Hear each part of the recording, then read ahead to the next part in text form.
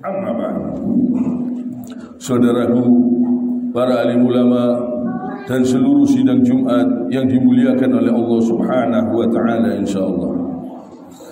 Mari kita terus berjuang, berusaha terus untuk meningkatkan amal dan takwa kita kepada Allah Subhanahu wa taala ini selalu. Mari kita terus berusaha terus. Jangan sampai kita lalai, jangan sampai kita meninggalkan sholat, jangan sampai kita ini tertipu dengan kesenangan-kesenangan dunia sehingga meremehkan perintah-perintah Allah, meninggalkan perintah-perintah Allah. Ini jangan sampai. Kita ingin keselamatan di dunia, di alam kubur sampai ke akhirat. Sudah diberi oleh Allah Subhanahu wa taala caranya. Sudah diutus nabi oleh Allah Subhanahu wa taala supaya kita berjalan sesuai aturan Allah Subhanahu wa taala. Supaya kita betul-betul bertakwa kepada Allah Subhanahu wa taala.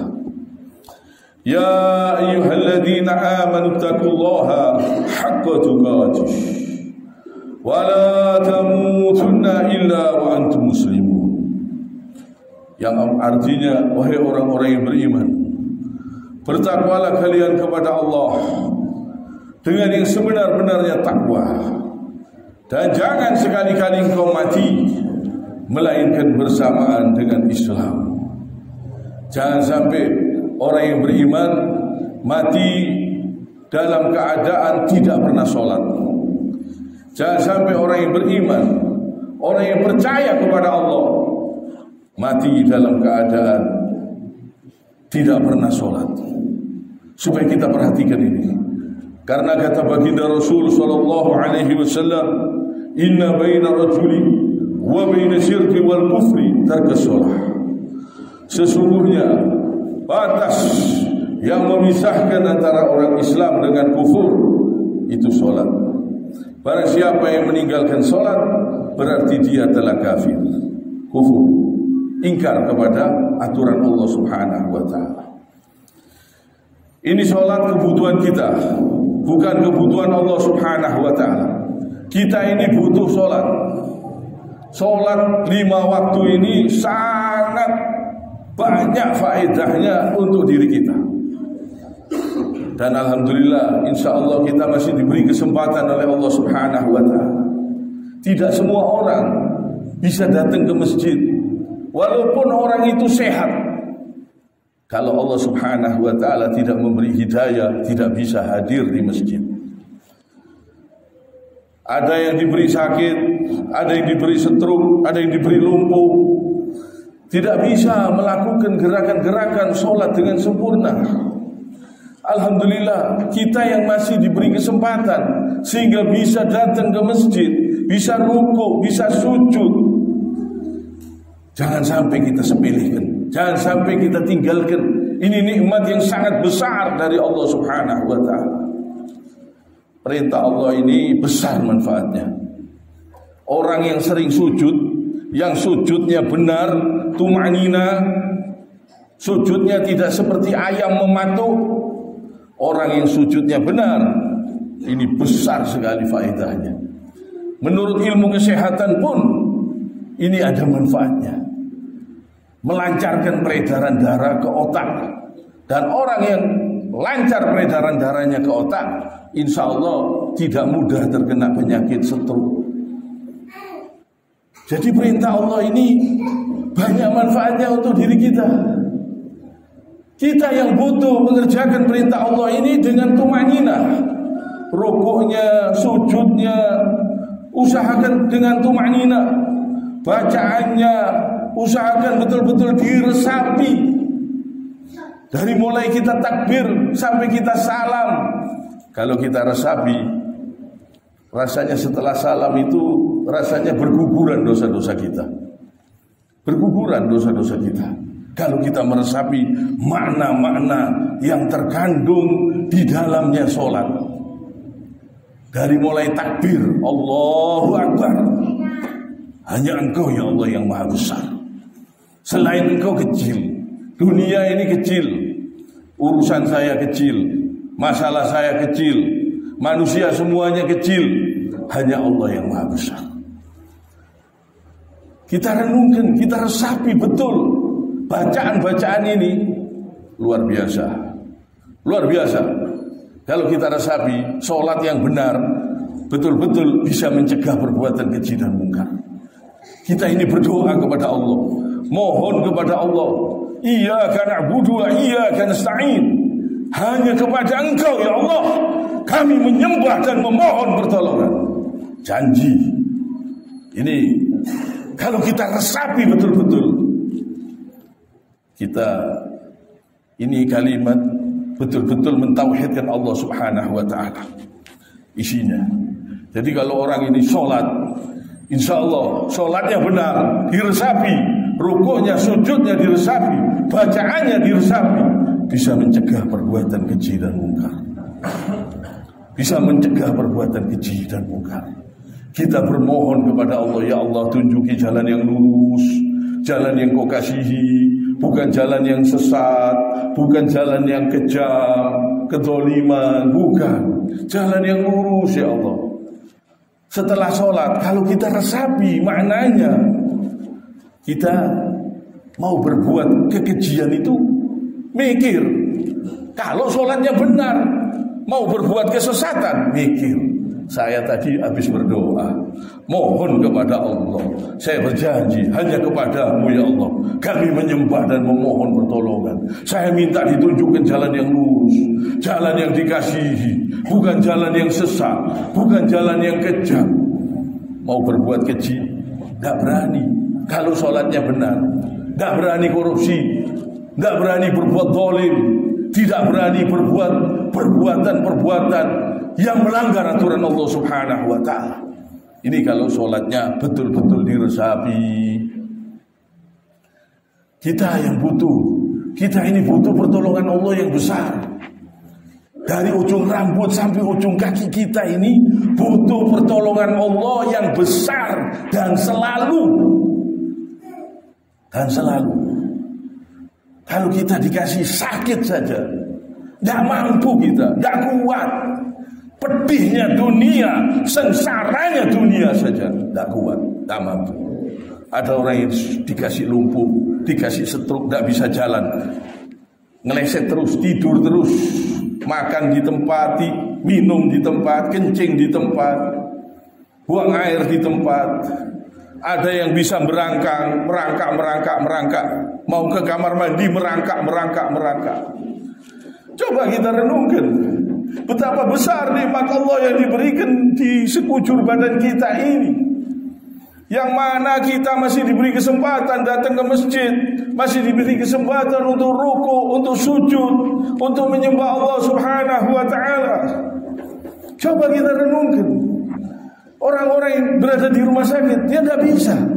Ada yang tidak bisa bernapas dengan hidungnya, ada yang dia bernapas dengan mulutnya, ada yang dibantu dengan oksigen. Coba kita renungkan berapa banyak nikmat Allah yang ada di sekujur tubuh kita ini. Kita terima kasih yang banyak kepada Allah. Kita renungkan, kita resapi rukuk kita, sujud kita, supaya kita betul-betul berterima kasih kepada Allah Subhanahu wa ta'ala atas kebaikan-kebaikannya yang ada di sekujur badan kita ini, di persendian-persendian badan ini, di tulang-tulang kita ini. Banyak nikmatnya Allah. Walaupun tidak kecelakaan, Allah bisa bikin orang itu sakit, cekot-cekot, tidak bisa digerakkan sulit. Alhamdulillah kita masih bisa dilipat, kakinya masih bisa dilipat, bisa duduk di antara dua sujud, bisa ruku, bisa duduk at-tahiyat. Ya Allah, nikmat. Ada orang yang tidak bisa, nggak bisa menggerakkan kakinya, nggak bisa mau duduk di antara dua sujud, sakit, berat, terasa tertarik. Ada yang cekot-cekot, tidak bisa digerakkan. Ya Allah, sengsara di dunia saja berat, gak mampu kita, gak kuat kita. Kita ini tidak tahan, kita ini la haula wala quwata quwwata illa billah. Jangan berani-berani berbuat dosa. Jangan berani-berani berbuat keji. Jangan berani-berani berbuat zalim. Jangan berani-berani menyelisihi aturan Allah, menyelisihi ajaran Nabi SAW. Jangan berani-berani melanggar aturan-aturan Allah Subhanahu wa ta'ala. Kita tidak mampu. Kita tidak kuat. Sengsara di dunia saja tidak kuat, tidak tahan. Apalagi sengsara di akhirat, sengsara yang selama-lamanya. Maka dari itu, mari kita berusaha terus memperbaiki diri, membersihkan diri. Usahakan di malam hari bangun, berterima kasih kepada Allah Subhanahu wa ta'ala yang masih memberi kita bisa bangun, bisa ambil wudu ke kamar mandi dengan berjalan, bisa rukuk, bisa sujud. Kadang kita masuk ke kamar mandi bisa berjalan, bisa kencing, berangkat ke kamar mandi dengan berdiri. Ada orang yang tidak bisa, dia merangkak, mau ke kamar mandi merangkak, mau buang air merangkak. Ada yang sama sekali tidak bisa.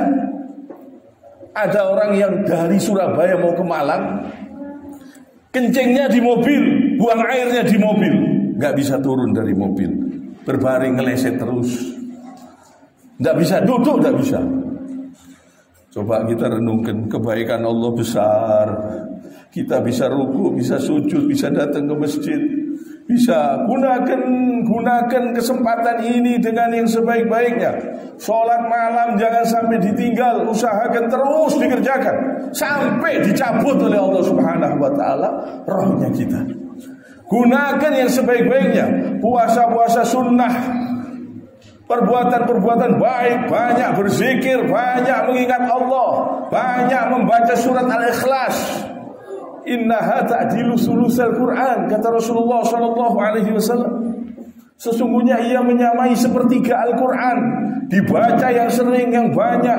Sholat malam, mohon ampun terus menerus. Kalau berbuat salah, berbuat dosa, cepat-cepat bertobat, cepat-cepat mohon ampun. Insya Allah dosa-dosa itu tidak sampai berakibat kalau kita tobat segera dan minta ampun dan berusaha tidak mengulangi lagi. Jadi kita harus berjuang terus sampai Allah mencabut roh kita. Kita harus berjuang terus, karena yang paling mulia di sisi Allah yang paling bertakwa. Inna akramakum indallahi atqakum. Sesungguhnya yang paling mulia hanyalah orang yang paling bertakwa kepada Allah Subhanahu wa ta'ala. Jadi kita harus meraih pangkat yang tertinggi ini, takwa. Ini pangkat yang tertinggi yang harus kita cari, harus kita kejar. Kadang-kadang orang dunia dia kejar, tapi pangkat yang tertinggi di sisi Allah tidak dia kejar, tidak dia hiraukan. Kadang-kadang dia menghalalkan segala cara, padahal dunia ini sementara. Padahal dia bakal mati, bakal masuk kubur. Mungkin dia seminggu lagi sudah tinggal di kuburan, mungkin 1 bulan lagi sudah tinggal di kuburan. Tapi serakahnya kepada dunia, sepertinya dia hidup selama-lamanya. Ini banyak orang seperti ini, tidak ingat mati, menghalalkan segala cara, berbuat tidak mau bertakwa kepada Allah. Yang dia kejar dunia, bukan kemuliaan di sisi Allah, tapi dunia yang dikejar. Boleh kita kejar dunia, tapi kita harus mengutamakan kemuliaan di sisi Allah. Ini nomor 1. Kita harus berusaha mencintai Allah di atas cinta kita kepada seluruh makhluk. Kita harus mencintai Allah di atas segala-galanya. Kita harus berjuang terus sampai kita mati. Kita harus betul-betul berusaha terus, berjuang terus. Kalau tidak, setan terus mengganggu dan menggoda. Terus dari segala penjuru, dari segala arah. Kita harus banyak berzikir, banyak baca surat Al-Ikhlas, banyak berzikir, banyak berlindung kepada Allah Subhanahu wa ta'ala. Kita ini tanpa pertolongan Allah kalah sama setan. Kita harus mendekatkan diri, harus berusaha sebaik-baiknya di jalan Allah Subhanahu wa ta'ala, supaya kita menang, supaya datang pertolongan Allah, supaya kita dalam lindungan Allah. Kita harus berjuang. Kalau tidak berjuang, kalah sama setan. Kalau kita tidak dilindungi sama Allah, kalah kita. Setan bisa melihat kita, kita tidak bisa melihat setan. Kalau kita tidak dilindungi Allah, kalah kita. Maka dari itu dekatkan diri kepada Allah. Kejar terus kedudukan yang paling tinggi di sisi Allah, yang paling bertakwa di sisi Allah Subhanahu wa taala. Mari kita berlomba-lomba berusaha selagi kita masih diberi kesempatan, masih diikutkan untuk perlombaan-perlombaan ini. Mari kita berjuang terus selama kita masih diberi kesempatan oleh Allah Subhanahu wa taala. Kiranya sampai di sini. Subhanakallahumma bihamdik asyhadu an la ilaha illa anta astaghfiruka wa atubu ilaik. Allahumma shalli ala Muhammad. اللهم صل وسلم على سيدنا محمد